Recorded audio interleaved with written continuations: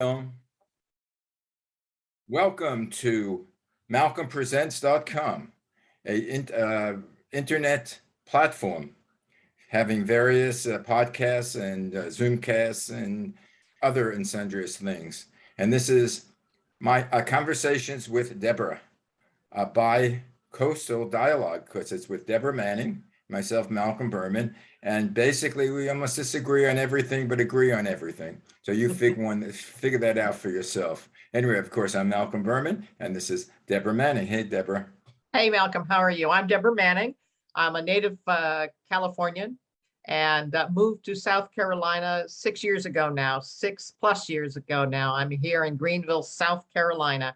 Former news reporter. I used to work for Cap Cities in Los Angeles. I was privileged enough to help them. And I also worked a PBS station down in Huntington Beach, also in San Diego, as well as worked national, international with National Public Radio. So I got a chance to be a news reporter. I still am a news reporter. I stay independent. I'm an independent. I have a tendency of going more conservative because that's just the way it is. But I look at both sides and I allow people to make up their own minds. So there we go. Yeah. Well, but the thing that I want to know, as a liberal news reporter, because you work for liberal organizations, when did you start changing your sort of your attitude and not become liberal and become more conservative? Your turning point? Yeah, I did. I did. I started when I was told by my news director to slant the story in a certain way, and whether that way be to the right or to the left, that is dishonorable. That is not the reason I got into journalism. I got into journalism to be able to inform people and to inform the public. We need an informed public to be able to make good, solid decisions here in America. And I didn't want to be a propagandist, which unfortunately I was being asked to do. And at that point, I, with my head up high, walked out, said, "I'm sorry, I can't do this any longer." The news media has tremendous power. And I think what's been interesting is being able to be onto these podcasts where now, as an ordinary citizen, you and I can discuss very important issues that are not being discussed by the news media. And one of those important issues just came up less than an hour ago. The White House announced an immediate withdrawal of all Americans from Ukraine. Apparently, there is a change in intelligence that indicates the fact that Vladimir Putin is prepared and ready to enter Ukraine, a democracy. And he's got over 100,000 troops that are surrounding, like a python, starting to crush the democracy of the Ukrainians. Very, very disturbing. We're going to war. And this is something that many people had said that the prior administration was going to send us to war. No, turns out the Democrats have now sent us to war. And I'm flabbergasted as an independent voter. They are losing more and more and more independents like myself because we're fed up. We're done. And I don't understand how the weakness and the acquiescence, this is like a Neville Chamberlain moment against Nazi Germany, for crying out loud. And acquiescence and weakness does not appease bullies and bullies like Putin. So I just, once again, I shake my head in just utter, complete disbelief and anger, and I will keep my anger down. But I have friends in Ukraine, and they're trying desperately to get out. My question is, what didn't Biden do that he could have done, or what did NATO do that they could have done in the last, let's say, 6 months? Well, let's start with getting rid of the Keystone Pipeline by making us now energy dependent upon of all entities, let me finish, all entities such as Russia. At the time before the Keystone Pipeline was, the agreement was dissolved by President Biden, we were importing a fraction, about 110 million barrels on a monthly basis. No, we're now up over 250 million barrels. Not only are we importing and begging Russia to give us oil, which we can actually pump ourselves, but we're also begging Saudi Arabia. We're begging all of the OPEC nations. Now, you don't do that from a position of strength and of leadership. You do that as a begging, quivering mongrel, begging for the table scraps. And that's not America. That's not America leading. That's America following. And it's of real import and real concern to normal Americans like you and me. I mean, we're not wealthy people. I mean, at least I'm not. Well, speak for yourself. Well, bottom line is, in terms of being wealthy monetary wise, we're middle class. And I have to tell you, with we filled up our gas tank this last week. We're down to one tank per, that's all I can budget, one tank per month. And it cost us $38.42. That same tank of gas less than a year ago was sitting at about $18. Okay. So once again, middle class people are being hit unbelievably hard on a daily basis. And yet we're told, patting our heads. I think that President Biden said something about that. Let's see, we need to have some peace of mind. Some peace of mind. Okay, what is that patting? Is that the elites patting us on the head? No, Yeah, I think so. It's very insulting. Very insulting. The question I have, going back to the original question, is: do you think that's one of the things that Putin saw, and that he is becoming more aggressive because he thought that we were less aggressive? Absolutely. So, but how about as far as monetary wise? Isn't he cutting off his nose to spite his face by invading Ukraine? Since we are importing more oil, we're going to put an embargo on the oil from the pipeline, and so is all the other European countries. I think Germany was still hesitant, but very hesitant. But well, you know what? You know who's going to be picking up the slack? Let's see. I think that Putin went over to the Beijing Olympics and talked with the president there, and they've managed to come up with some sort of an agreement of some kind. So I don't mean to sound snarky, but I do find it quite amazing that we're ignoring now the new partnership between China and Russia. And we seem to think that that's no big deal. Open up the pipelines here. We can work on climate change as it comes. But I got to tell you, risking worldwide war is not the way to go with climate. Talk about a problem with climate change. Yeah, if we have worldwide war, we're going to have some real good climate change. If we open up the pipeline, what message would this give to Putin? What does it give to Putin? Yeah, why wouldn't he attack anyway? Well, bottom line is we'd at least have some energy independence, for crying out loud, Malcolm. Yeah, right, but number one, if we use the energy from Russia, if we're paying them, we're giving them millions of dollars, and so is the rest, or maybe even billions of dollars, and so is the rest of the world. Now, if this is cut off, would this hurt the economy of Russia? They're going to shift over into China. That's the bottom line. That's the bottom line. So we need to make sure that we are not dependent upon people that don't like us. We have to be independent from our enemies. That's just basic. Those are basic, understandable rules of the game. Who likes us that is oil producing aside from ourselves? Canada does. We cut them off with the Keystone Pipeline. We cut them off in terms of there were several different pipelines that were going to be coming down from Canada. And we cut them off. Canada has its own problems, which we might be able to, with the trucker strike, which we might be able to get into, but I don't think we'll have enough time. But now, so do you think that if we open up the pipeline, it would be a deterrent for Putin to attack? Well, I do think that it would certainly ease a lot of the situation, especially immediately inflation for middle class and lower class individuals like you and me. I think that would certainly help. I think reestablishing energy independence would also be a key sign to the Russians and to the Chinese, and also at this point right now to the Iranians, who apparently were also starting to kowtow to. You realize the Iranians are within a couple of months of having their own nuclear weapons? I just find that amazing. This is the same deal that John Kerry decided that he was pushing forward. The former administration stopped that deal. And in fact, there is once again, Iranians are pushing towards getting their own nuclear weapons.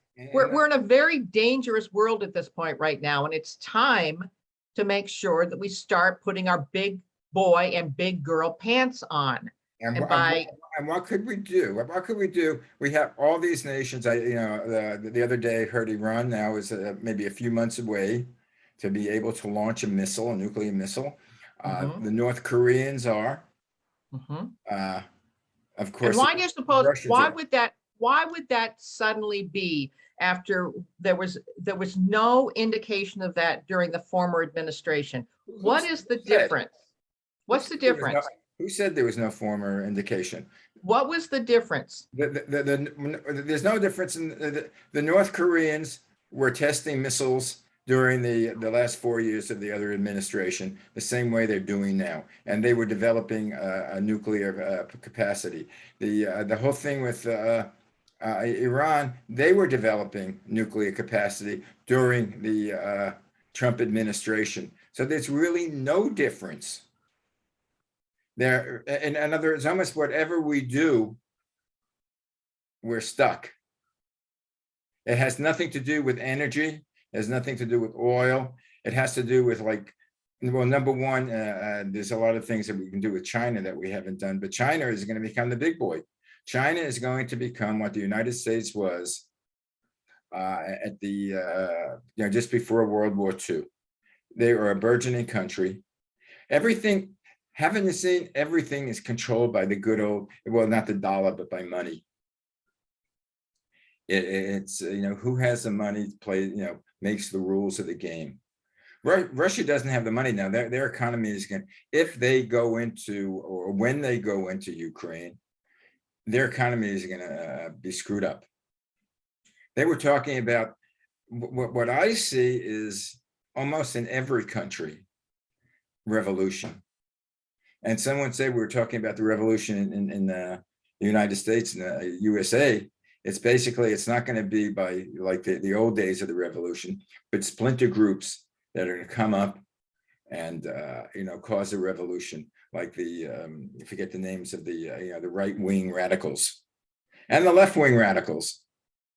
This is where the war is going to be. We're in a time of unrest. I do not know. I do not blame Biden for ignoring the Russians or that the pipeline created this. I honestly, again, I don't know what he could have done. Because I don't think that it was a breaking up of the pipeline that everybody saw as weak sisters. Again, as I say, as a matter of fact, what I see, if it sort of benefited him financially for his country, that they make more money from us, and I don't know why they would want to, stop that. So, what do you think he could do now? There's nothing he can do now. His approval ratings now are at 38%, and that's not coming from Fox News. That, I believe, is coming from Gallup. It's coming from several organizations that are considered to be unbiased. 38%. So that means a lot of people are fed up. And I know. So is your cat. Sorry. Yeah, So it was my cat. That was Gracie. She's fed up too. So now, you okay, Grace? No, and I don't mean to be so angry. I am angry. I'm stunned that the incompetence, the absolute utter incompetence. And now we still have, for example, one of Biden's nominees is one that says that Fox News needs to be disbanded, and because they are a state propagandist and what have you. I mean, just absurdities. The situations that are going on. For example, calling the truckers now have in Canada have made it all the way to Quebec. And Trudeau, the prime minister, is stupid enough not to meet with the truckers. The truckers, for the most part, many of them are already vaccinated, but they are not happy with the mandates and the continued strangulation of normal, everyday people. And you know what? If you don't think this is starting to happen here, it's starting to happen here in the United States. People are fed up. And I got to tell you, I think that you're going to see civil disobedience on things. I'm not talking about violence, not the violence that we saw the summer of 2020 with Antifa, the summer of love that was said, and with BLM, the summer of love, which was bullshit. You know, you're going to be able to, you will see entities like truckers and normal, average, everyday people saying enough is enough. Give us our country back. You know what? It needs to benefit all people, not just the elites, not just the people like the Nancy Pelosi's and her husband who made billions of dollars from insider information because she was on those committees that got all kinds of financial information. Well, you know what?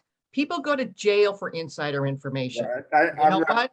I got to tell you, people are fed up with this. You have that as an allegation because I think if that was a proven entity, that he'd be prosecuted for that, even though. Oh, don't worry, it's coming. It's coming. Yeah, well, it depends who takes over Congress.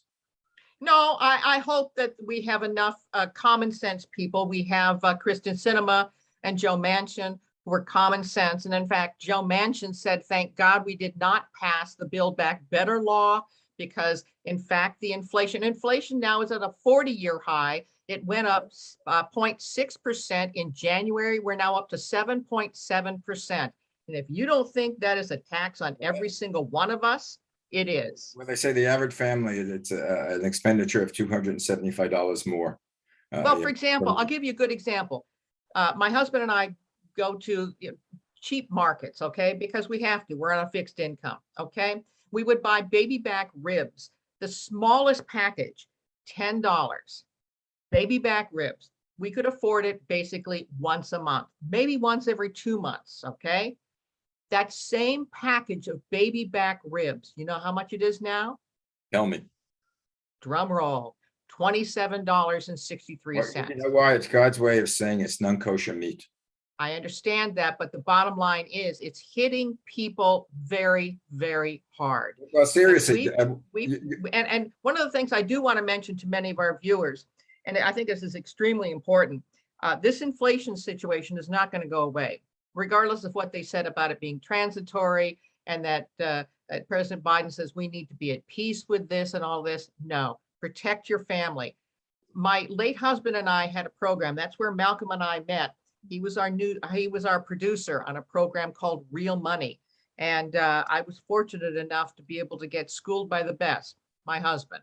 And I have to tell you, I miss him terribly. And but he would say, prepare at this point right now, in terms of a tactic, need to go ahead and reduce your overall expenses dramatically. It's not going to get any better. So when President Biden talked about it being a long, dark, cold winter filled with death, you got that right. So bottom line is you need to pay down your debt. You also need to increase your savings. Once again, I would say 50% to debt payoff, 50% to savings. You got to make sure that you're going to be cash heavy and not simply paying off all of your debt at once. Yeah, my suggestion is, last suggestion, don't worry about in terms of paying off the highest interest rate first. Pay off those credit card debts that have the lowest balances. Then take that same amount of money you've been paying off to those lower balances and apply it to the next lowest balance. That way, at least you have some animal satisfaction with the fact that you're seeing the debts go down and you're getting zero credit card debt. Pay off those credit cards every single month. Otherwise, I got to tell you, you are going to be in a hole that you will not believe. Yeah, it's known as bankruptcy. I have a question for you. Sure. If we're spending more money on goods Mhm, If we are not making enough money, at work, mhm, how do we pay off the credit cards? Because we got into credit card debt mhm, because we didn't have enough money. It's not everybody overspent. There are mhm. some people who are, there are people who overspent and overspent on their credit cards. But I would say a majority of the people didn't overspend. They bought on their credit cards what they needed because they didn't have the income to pay Mhm, it in cash. mhm. So now, why all of a sudden, especially with the credit card companies going, uh, the the, uh, the interest is going up. It's going Yep, to be harder to pay off the debt.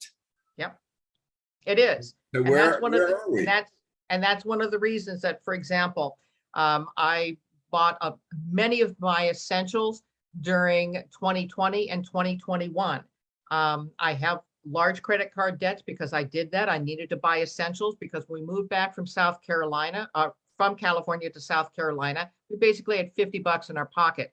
But I'm here to tell you that a normal, average, everyday person like myself, you can do this. You can actually manage the debt. So what you're going to have to end up doing is reducing your overall costs. And it's amazing how you can reduce some of the costs. You may not be able to stream Netflix. You may not be able to have that magazine subscription. So look at each and every one of those reoccurring costs. That's number one. Number two, you need to make sure that, for example, change the place where you get, of all things, bread. We now go to a day old bread place and we get fancy dancy bread that normally would cost $7. We get it for about $2. So that difference of $5 right there, it adds up. And it adds up not only during the weeks, but over the months. You need to look very, very carefully at each one of the expenditures. And once again, you may not be able to have the thrills and the frills. The other thing you may want to look very carefully is look at the job that you're in. And in fact, if they are not paying you adequate salary, get out, get out. Because you as an employee have unbelievably fantastic skills that employers need. And this is the time to make that move and make it fast. Because I got to tell you, it's going to get to be pretty nasty in the next couple of months. Mhm. So what do you think now that our government can do? I would like the government to stand back. I think that, for example, we got the infrastructure bill that was put into place, and I was very happy to see that. But we now find out that they are re-regulating everything so that many of the infrastructure projects now have to go through extended environmental reviews. Fine and dandy. They're never going to get built. The bridges that, for example, the one that collapsed, what was it, in Pennsylvania before Yeah. President Biden showed up? Well, guess what? That bridge wasn't even slated and is not going to be slated to be rebuilt.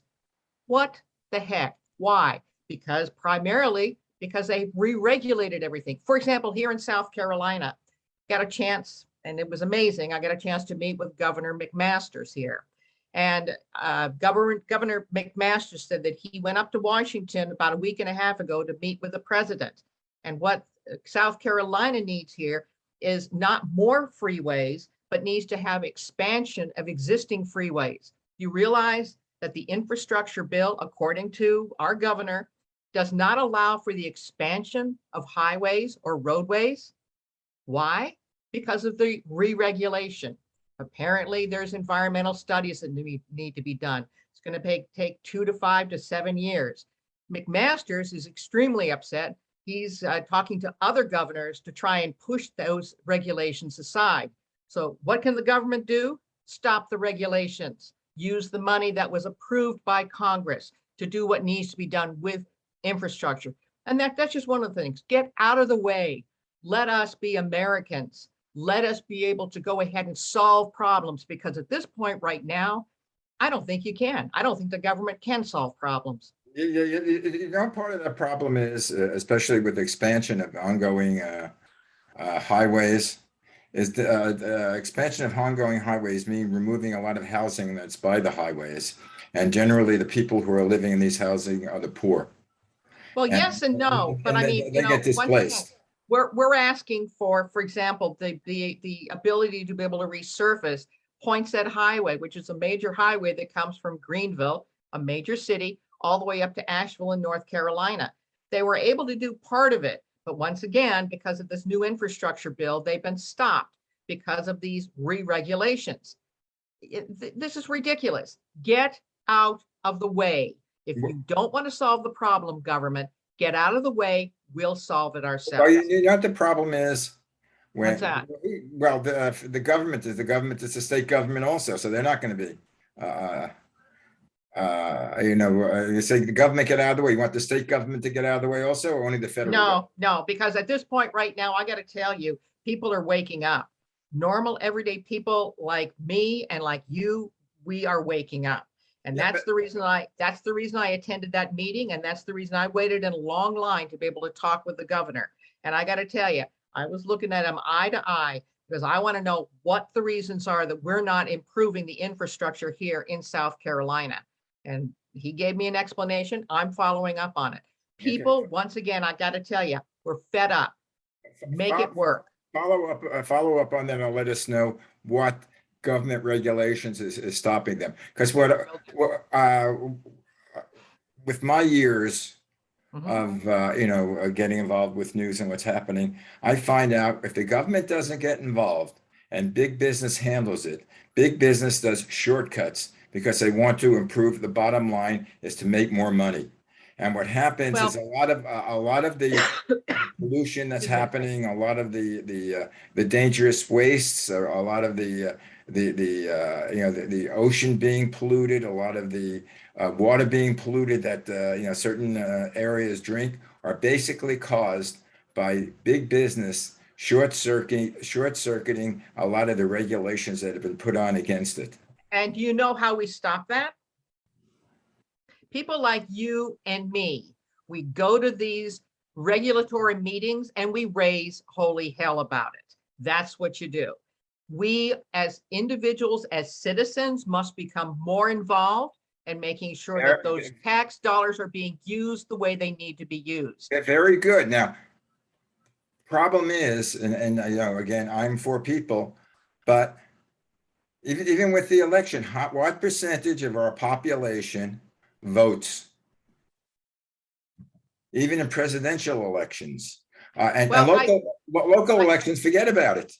Well, Maybe, I think at this point right now, we have really reached a critical point. I think this coronavirus pandemic has really pointed out to all of us that we need to become far more involved.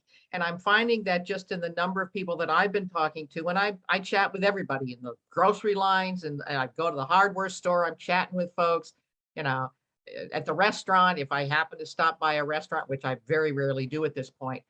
But the people are beginning to realize that we cannot rely simply on government to be able to do our bidding. We need to become far, far more involved. I'll give you a good example. Duke Energy about a year and a half ago wanted to have a massive increase in their rates.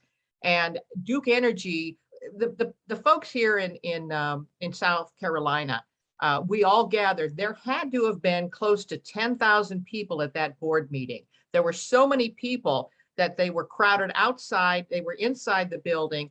They had to basically bring in security officers. Each and every people, I mean, literally the meeting went on for 8 hours. And ultimately what ended up happening was Duke Energy said, sorry, we're not going to be raising rates. And that sort of, and it was great because what was interesting about it was I got a chance, my husband and I got a chance to meet with all different kinds of people, Blacks, Browns, Asians, everybody was there. And everybody said, we can't afford this. So once again, I think you're going to be seeing a lot more citizen involvement.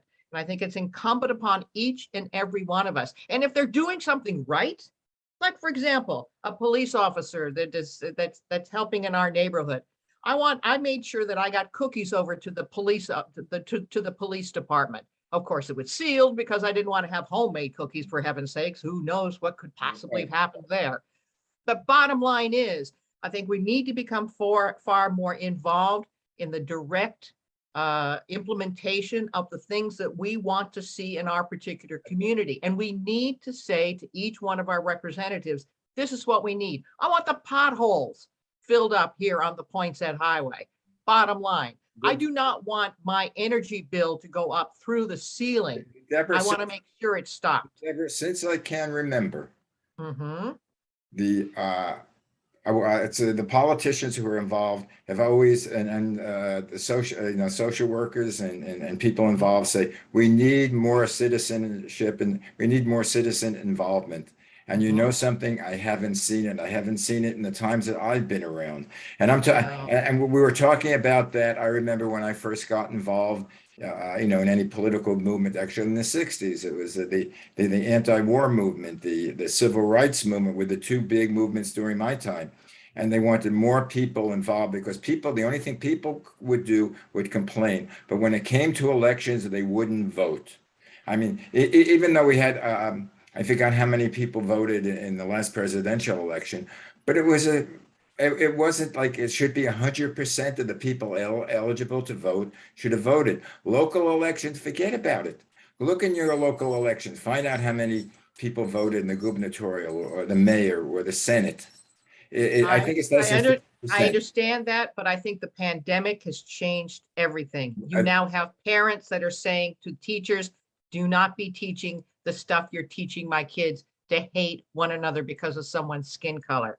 You're seeing uh, Duke Energy being basically people coming in and saying, we cannot afford this. You cannot be giving your president of Duke Energy $5 million worth of bonus money when we are going to be increasing our electric bill by double and triple. You're not going to do that. We totally agree, and I think if people got involved, Hmm? I agree with you in that. If people Yeah. got involved and they put a voice, to what they wanted and spoke to their elected legislators, things would get happen. The problem is most And you of do it, these, and you do it peaceably. You do it firmly, but you do it right? peaceably. Oh yeah, you don't Oh, for crying out loud now. invade the state departments or state houses. But the thing is, our whole system has to change. Why? Because the elected officials that make the laws are basically supported by the large corporations who take advantage of the laws. It's because they could give unlimited funding to the politician that is for them. They're not independent workers. They almost Well, work for the companies. then let the change begin with us. Right. Under that note, Deborah, pleasure talking to you. Let's Always. let's speak next week. Let's hope that Russia doesn't invade, that Iran doesn't send us a bomb, that the North Korea crazy guy does not, attack South Korea. And bless America And and God all of bless, us. and including you, Tiny Tim. You Bye. bet. Bye-bye.